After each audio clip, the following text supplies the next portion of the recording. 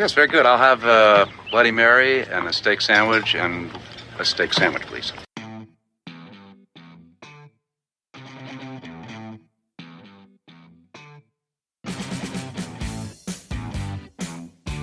Welcome to the Hollywood in Toto podcast, the right take on entertainment. The HiT cast offers a weekly look at Hollywood from a conservative point of view. Sick of media bias infecting Hollywood headlines? Tired of stars insulting your views? HiT has your back. Now, here's your host, Christian Toto. Welcome to episode 134 of the Hollywood in Toto podcast, the right take on entertainment. This week we talk with Alexandre O. Philippe, the director of a great new film about the making of Alien. He's much more than a fan, though, and his new film, Memory, The Origins of Alien, shows why the movie remains one of the greatest sci-fi thrillers of all time, no questions asked. Alien fans are in for a real treat. You know, few movies have stirred the cultural pot quite like Joker, and the film isn't even in theaters yet. At first, the movie treating Batman's arch-nemesis sounded like a break from the usual CGI stuff. Hey, this is new, this is fresh, it's got Joaquin Phoenix. What could be better? He's probably the most unconventional actor around. I don't think I get many arguments about that. And he's good. And of course, the early reviews were wonderful. They said, hey, all that Oscar buzz, it's for real. And then slowly the tides started to turn on Joker. Turns out the film is problematic, irresponsible, and maybe even dangerous. Why? Well, it shows a deeply troubled guy getting insane and violent, and given the real violence all around us, well, that's a problem according to some social critics. Again, why? We see plenty of movies and TV shows that highlight really disturbed individuals. I'm pretty sure we watched about 5 or 6 seasons of Breaking Bad with a real crook at the core, and then there's Sopranos. We were rooting for those guys, and they were terrible human beings. It's just what we do. All this kerfuffle actually reminded me of Halloween, not the one from last year, but Rob Zombie's reboot from a few years back. That one showed the young Michael Myers and all the abuse he suffered, kind of helped explain why he became the monster he was. I didn't think that was a very good movie. I'm not even sure that was a great approach. I'd rather have a bit of mystery behind the scenes, but no one was clutching their pearls over that particular film. So what changed? Well, I think part of it is the whole comic book movie culture. We obsess over these films. We talk about them. We share clips from them. We examine every bit of info that comes our way. We're just absolutely enthralled with these kind of movies, especially this one, which attempts to kind of go in a new, fresh, maybe even bold direction. Now, we've also had months and months to talk about it. This is one of the most anticipated movies in quite some time. We've just been teased endlessly about this movie. And I guess at some point the cultural conversation has to move, has to evolve. Sometimes it gets a bit toxic too. There's also an ideological component to this whole discussion, and I break it down a bit at the new Daily Wire piece I have up. But I wanted to focus more on another element of the story because I think it's even more important. It's called creative expression. Artists have the right to tell the stories they want to tell. You know, one of the things I do is when they're hopelessly biased and political and clumsy, I'll call them out. But I never ever say that movie shouldn't be made or it should be pulled or for some reason people shouldn't be allowed to watch it. That's just wrong. And I feel like we're inching toward that territory with this Joker debate. I've seen a few too many movie reviews of the Joker saying the film shouldn't have been released or made or that it's irresponsible, that this is the wrong time. I don't know. I think that's up to the producers, the people behind the scenes, the studio, and finally the audience. You know, if the Joker makes the main character a hero, I think a lot of people will be turned off by it. Yes, they love the character. He's fun. Like to see him fight Batman. But at the end of the day, he is the bad guy. We want Batman to prevail. So I don't think we mind watching his creation and seeing how twisted it was. But at the end of the day, we want to see the good guys win. I don't think that's changed, even though the culture has changed. I also suspect some social critics are reading a bit more into the Joker film that they've been able to see prior to most of us than actually is in the story. Of course, we'll all be able to judge for ourselves starting October 4th when the Joker hits theaters nationwide, and that's the way it ought to be.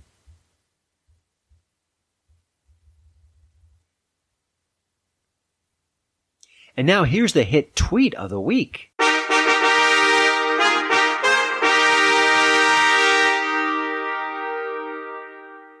This week's winner is Tom Arnold, a stand-up comic, occasional actor, and just an all-around jerk on social media. Boy, when you read his tweet, it's really ugly. Well, he's trying to get on the whistleblower bandwagon given what's happening in the news these days, but it didn't quite work out the way he planned. Here's his quote, and I'll explain more. Whistleblowers, welcome home. Hashtag the hunt for the Trump tapes begins Tuesday at 10:30 p.m. at Viceland. Hashtag Trump tapes. Well, as is often the case with Tom Arnold, there's a catch. This is Tom retweeting Tom. He sent this tweet out a while ago, last year even, as he was promoting his Viceland TV show. But the show has since been canceled, and, spoiler alert, they didn't find any Trump tapes. Nice cell phone, Tom. Take a bow. Don't touch that dial. You're listening to my daddy's podcast. My hit tip of the week is yesterday. You know, movie sleepers are less and less common these days. It's so often where little films, maybe they get rediscovered on home video, but they rarely break through, like certain films did for years and years. I remember when I first moved to Denver, about 12 years ago, the movie Once came out, and that movie stayed around and stayed around. I remember I would drive by the local theater, and it stayed on the marquee forever. And that was a true sleeper, a movie that really caught our imagination, a wonderful movie. And I just feel like less and less films are falling into that category. But this summer we did get one that I think is a certified sleeper. It was called Yesterday, from Danny Boyle, a wonderful director. And that movie did pretty well at the box office. $73 million, that is rock solid, especially when you've got no big stars, no special effects, and it's a deeply original story. The film follows a singer-songwriter who can't catch a break until a cosmic event comes along and wipes out the memory of every Beatles song from everyone on the planet, except for this singer-songwriter. Is that ridiculous? Absolutely, it's absurd. But that's a setup, you gotta roll with it, and I think the movie makes the best of it. Now, our hero knows these songs. He's a singer-songwriter, so he starts performing them. And of course, he becomes an overnight sensation because it's the Beatles, and they made great song after great song. But what about his gal pal? She's played by the enchanting Lily James. She seems to like him an awful lot, and he seems oblivious. Now, he's getting fame and fortune. Will that interrupt their possible romance? And is there a chance that someone else on planet Earth remembers the Beatles too, and they're going to call this guy out on it? Now, I have to say, as much as I enjoyed Yesterday, the third act, God, it's a letdown. It really just doesn't really wrap the circle like you want it to. But up until then, it's charming, it's individual, it's unique. It also, to me, reminded me, oh my gosh, not only are those Beatles songs great, but these were guys in their early 20s writing very sophisticated lyrics. They had a grasp of the human condition I think we don't pay enough attention to. Yes, the songs are great. They're catching. They're all the reasons why the Beatles are so, we love them so much. But those songs, those lyrics, this movie brings attention to them all over again. It's one of the best things about the film. Now, Yesterday is not on the big streaming services quite yet, but it is available right now on home video. I recommend you give it a look. You're listening to the Hollywood in Toto podcast, the right take on entertainment. I met this week's HitCast guest years ago right here in Denver. Alexandre O. Philippe was promoting The People vs. George Lucas at the time. If you haven't seen it, it's a really good, smart documentary about fans turning on George Lucas pretty hard after those terrible prequels. Now, this was before the whole Force Awakens and George Lucas signed away the franchise. This was back when he was still in charge and getting a lot of flack. Really enjoyed talking to Alexandre, and I kind of hope we'd chat again someday, but turns out it's happening now. Now, I've been tracking his career ever since that People vs. George Lucas film, and he's done really cool stuff, different documentaries, unique takes on pop culture, examining zombie movies, and all sorts of different things. And the one film I haven't seen yet, but I'm going to probably make it up very soon, is called 7852. It's a deep dive into the classic shower scene from Psycho. And by the way, those numbers reference the number of shots and cuts that sequence required. Really cool title. I just can't wait to see it. It's getting rave reviews and has for quite some time. But his new film looks at another film classic. The film is called Memory, The Origins of Alien. Of course, tackling the 1979 classic in a way that's unique and very much what Alexandre brings to the table. It looks at how the movie monster was created and how these different artists, they maybe clashed in certain ways, and maybe the studio didn't want this one or that one involved, but when they all came together working on one vision, man, it's just movie history, nothing less. Now, Memory is hitting theaters and on-demand services October 4th, so you don't want to miss that. But for now, I hope you enjoy my conversation with Alexandre O. Philippe. Well, Alexandre, I want to explore the origin of Memory, your film, because from what I understand, it began as a real deep dive into the chest burster scene, an amazing sequence. And then it expanded a bit. Obviously, the film touches on much more than that sequence, although it really does a lot with it as well. How did this sort of evolution happen for you? Yeah, I mean, it was really sort of an organic process, and when we started sort of going in that direction, I was just essentially really curious to see, can you crack open the chest burster in the same way that we did the psycho shower scene in 1752, and I very quickly realized you really can't. I mean, those are very different scenes, even though there's a lot of similarities, this idea of the horror in a very safe place, in a very brightly lit space. They both happen, pretty much around the middle of the film. So there's a lot of similarities, but they're very different because I think Alien and Psycho resonate with audiences for very different reasons. I think Alien was not supposed to be a success, in 1979. But it was because it tapped into ideas and images that I feel we didn't want to see, but that we needed to see. And so it's a film that really resonates, I think, with us, and still does, because it's a film that taps into our ancient past, into mythology, into really sort of old, fears and ideas. And so it really quickly dawned on me that if I were to take that path, I would have pretty much ended up having a behind the scenes documentary, which, as you know, is not what I do. Yeah. And so the moment I realized, so this is basically a mythological film about Alien, that's where all the doors started opening. And that's when I met Diane O'Bannon, who very graciously opened Dan's archives for the very first time, and of course Carmen Giger, and had access to the Giger archives. So yeah, that's what Memory is. It's also really a film about. I mean, I think there's a very heavy focus on Dan O'Bannon. I mean, speaking of origins.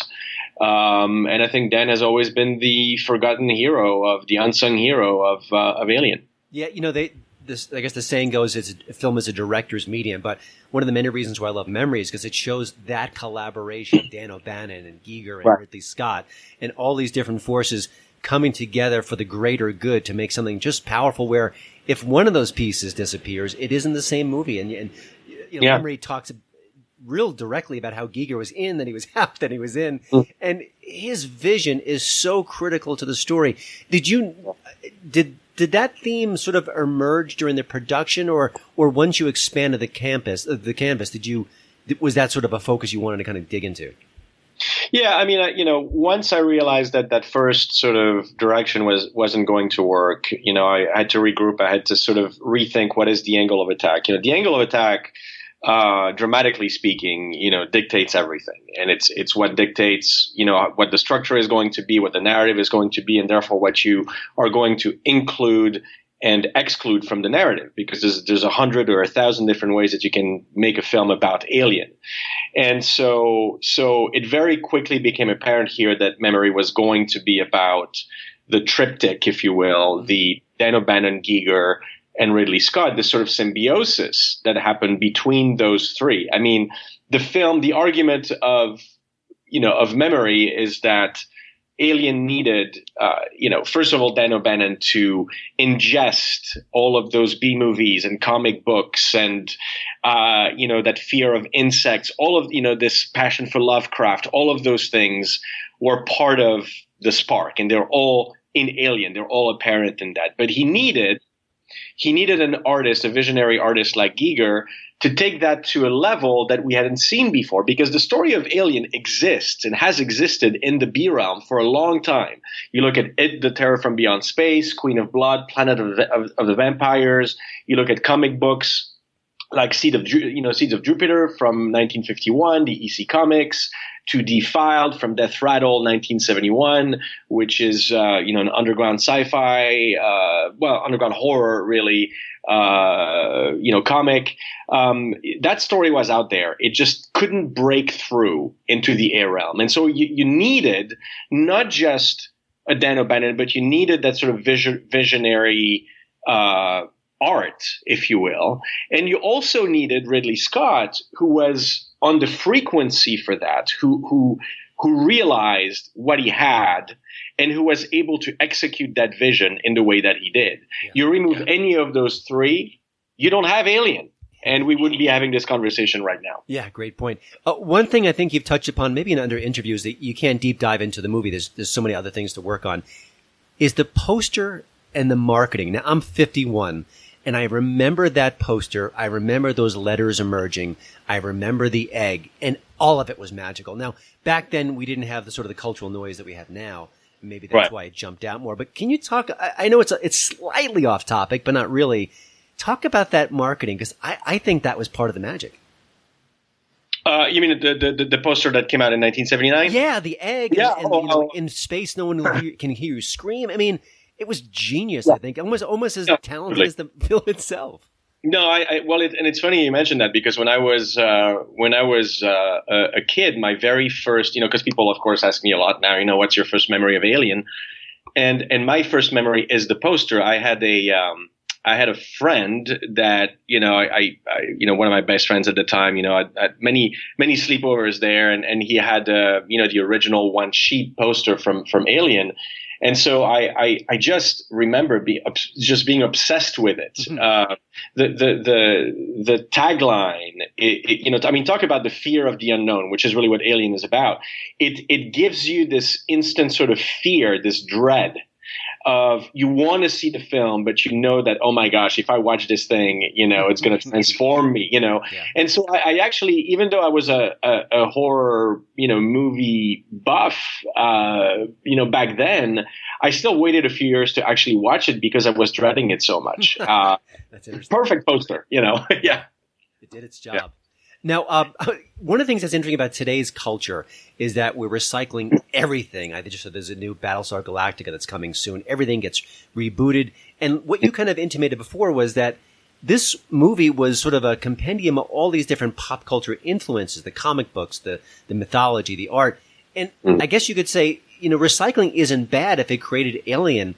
Do you think that what happens with the recycling today is much more, I guess, simplistic or maybe even pragmatic as opposed to what happened with Alien?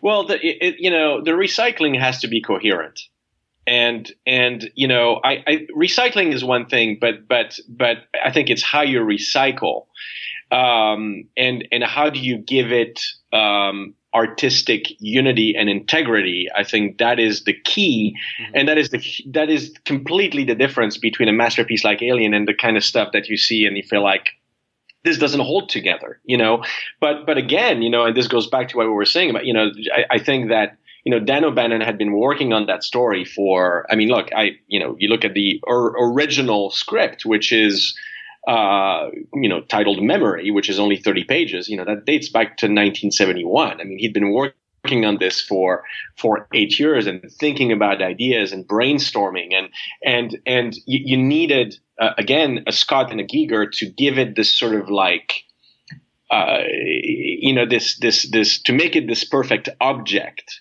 that it is, even though there are ideas and stories or storylines that you recognize from other, previous works. I think you look at Alien, and clearly it is a full piece of art that stands by itself, and that is still completely wholly original because of the people who managed to bring it to life. So yeah, I mean, I think that's probably the difference, and I think some people still do it very well today. But I think we're in a different age now. I think movies like Alien that are going to have this kind of cultural impact, that are going to make people, throw up in the theater and run out to the bathroom. I don't know when we're going to see that next one, and it's kind of sad. Well, this is going to be kind of a broad question, but I'm going to throw it out there anyway. you've seen Alien, you've loved Alien, you've poured your heart into this movie. Is there a particular part of the original Alien film that you appreciate much more now, having gone through this entire process? Oh, man. And while you think about that, I want to give you one of my thoughts. Would you put in the movie, which I love for it, you talk about how the sequence when they're all around the table and they're eating and the dialogue is overlapping and it's sleepy and it's a little bit lazy. They just woke up from their big sleep. It's one of my favorite parts of the movie because to me, it was so real and raw and natural.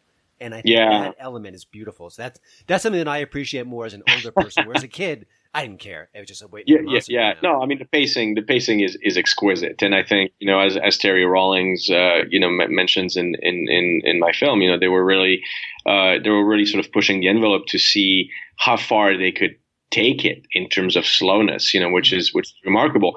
But it's also I think those details of, I wasn't really thinking about this idea of the quote unquote rain in space, these moments of, these directorial touches that Ridley Scott added, this idea that pretty much everybody on the crew said, you can't have, rain in space. It doesn't make any sense. And that Scott would basically say, look, it looks great.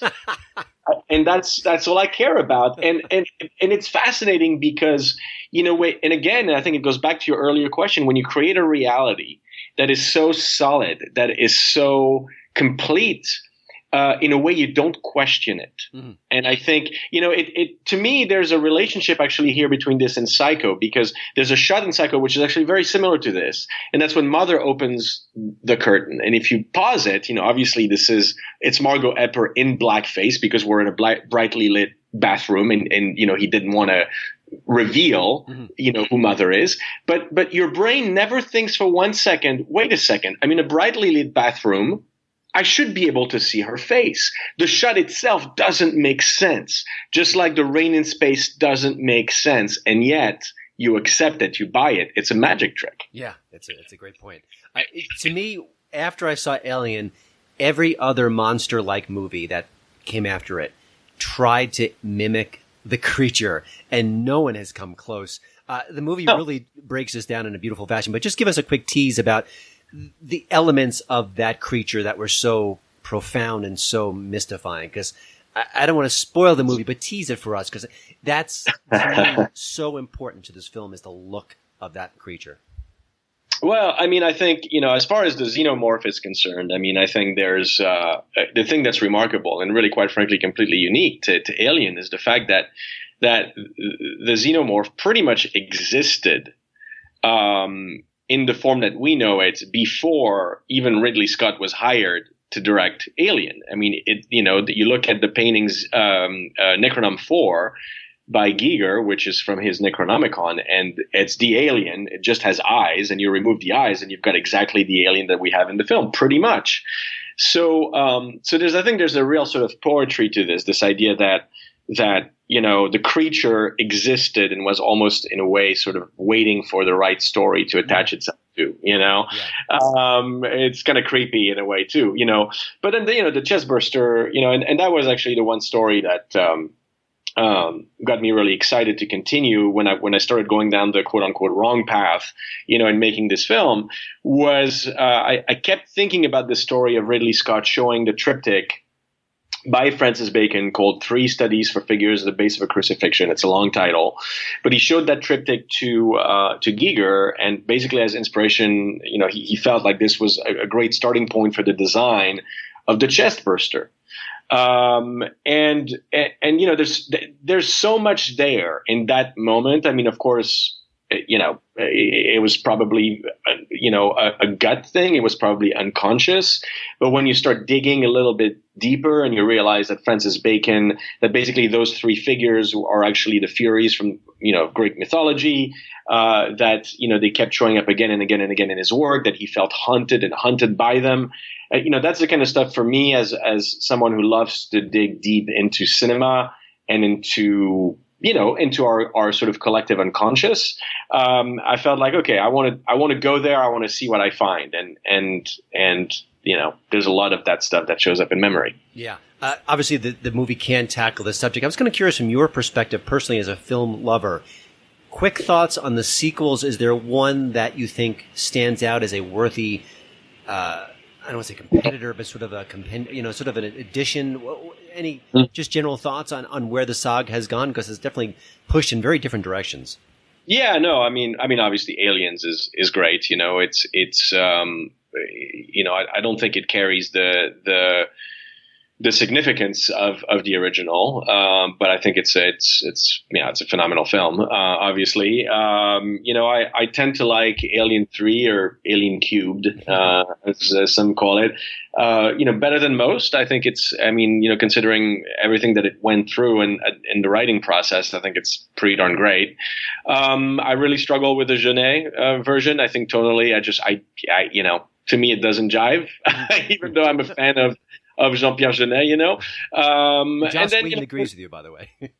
Well, good.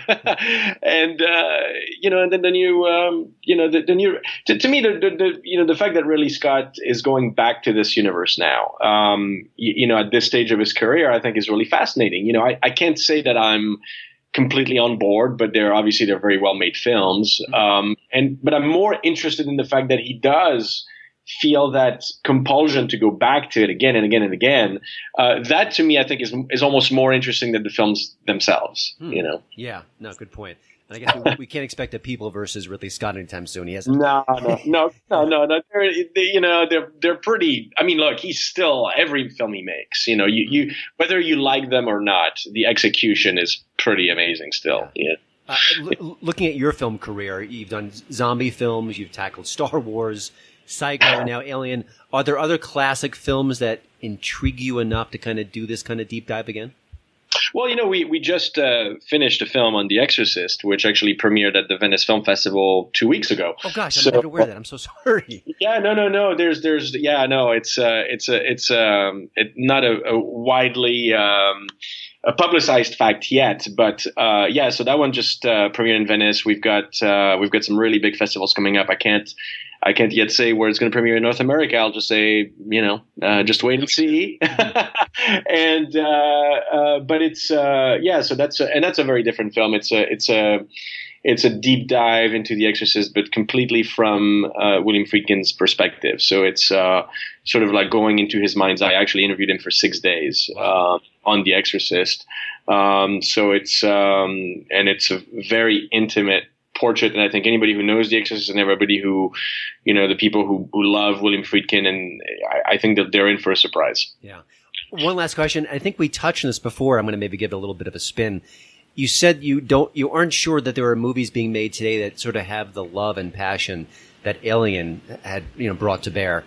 Do you think that maybe someone like yourself might be doing this treatment to TV shows in 20 years? Maybe there'll be a Breaking Bad or a Game of Thrones story with sort of the same sort of love that you pour into these movies?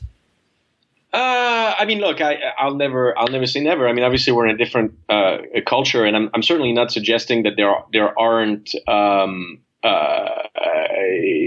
series or movies that capture, our collective imagination. I'm talking about movies and series that really have that sort of massive, emotional, completely surprising impact on us as audiences. Here's my struggle with TV series, because look, I've been following. I've watched every episode of Game of Thrones, like pretty much everybody else, out there. And I want to try to be very careful when I say this, because I think it does so much so well. Mm-hmm. It's a remarkable show. But my problem, and the reason why I don't watch a ton of TV, is because you get the feeling that a lot of these shows, they get into it, but they don't know how it's going to end until, several seasons later, and then they try to figure out a way to end it. To me, a story, and this is why I will really primarily stick to features, is that a story can only really completely work if you know what the ending is and how it's going to resonate with the audience, because every single scene in the narrative has to essentially tend towards it. It had to lead towards it. And I'm inevitably disappointed by shows where you invest 6, 7, 8 seasons into it, and then you get the feeling in the last episode that they just kind of put a bow on it and wrapped it up because that was the best way that they could do it. But I feel like, this is not the way it should work. I mean, I think to me, any great story is there's a causality. There's a cause and effect relationship between story events, and this happens because this and that happened prior to that. Yeah. So anyway, but all this to say, Game of Thrones is pretty amazing. There's some amazing moments in it, and it's I think it's as close to an Alien culturally, I think, as anything we've seen, in the sense that everybody tuned in, everybody wanted to. I guess it's like people reading, Dickens back in the day and waiting for the next chapter to drop, Yeah. So, but that's a great point, because I think when you think about the great series finales, it's a pretty short list, and maybe that's one of the reasons why, because it's sort of a cobbled together. Oh, let's wrap this up now. But anyway, Alien doesn't have that problem. Neither does Memory. Thanks again, Alexandra, for joining the HitCast. The movie is Memory: Pleasure. The Origins of Alien. Great movie about a great movie. It's in theaters October 4th. If you've seen Alien and you love Alien, it's a must-see. It's also kind of the definitive look at what I consider the best science fiction film of its time. I think few people would argue with me, but thanks again, and we hope to talk to you with new movies down the road. Sounds great. Thank you. Well, thanks again for listening. Don't forget to check out HollywoodandToto.com for both the show notes and, of course, the latest entertainment news. Please follow me at Twitter at HollywoodandToto. And we'd love it if you leave a podcast review over at iTunes. See you next week.